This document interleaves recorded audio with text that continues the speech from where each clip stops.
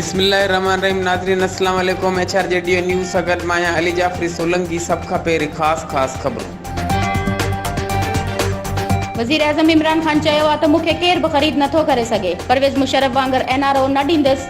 हीअ अदम एतमाद हिन लाइ आणणु चाहिनि था जीअं एहतसाब खां बची सघनि। हिननि खे शिकस्त मिलंदी ऐं सभु जेल वेंदा।